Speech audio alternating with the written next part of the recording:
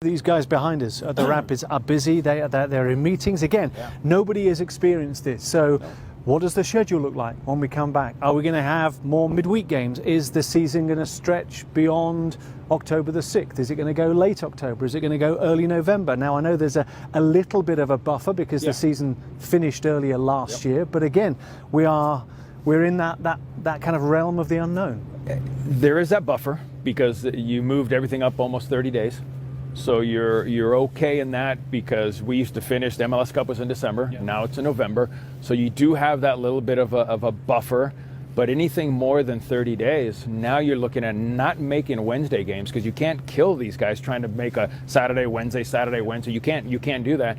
So now you're in jeopardy of eliminating games. Which games do you eliminate? The last two games? Which games do you eliminate? Eastern Conference games? If you're on the West Coast are more important playing against each other. So I think that's going to be the hard part for MLS. 30 days, you can still manage to squeeze in games. Anything over 30 days, you suspend the league. Now you're eliminating games. Initially, there was talk of we're still going to play, but there was the possibility of empty stadiums, empty arenas. But of course, once the players start to go down with the illness, then you can only play so many games with an empty stadium. At that point, it financially starts affecting a lot of people. You're losing merchandise, you're losing concessions.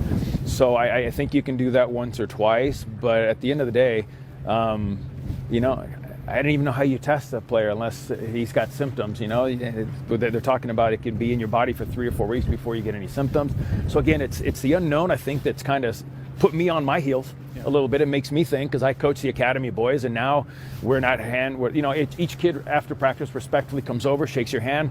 We went from a fist bump, now we went to foot slaps. You know what I mean? To stay away and to help. So. Again, it's the unknown, I think, that freaks people out a little bit. Well, and that's the other thing. We were talking to Kai Kamara earlier in the week, and he came over and he went to do a fist bump and then kind of the elbow. And he actually said, at the beginning of games, MLS has required them to go along the line with the fist bump. Shake the hands. And then, of course, what happens when you score a goal? You're hugging your teammate. What happens when you're stood next to an opponent? So what I'm saying is there's only so much that we can do. Yeah.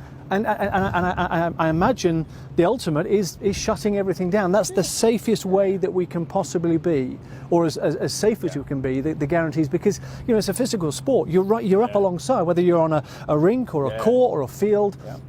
And so, yes, we are in uncharted territories, as we said at the very top, but also it's people's health, it's their well-being that is absolutely paramount, and that is it at the end of the day. So stay well. Keep healthy, and we hope to see you again very, very soon.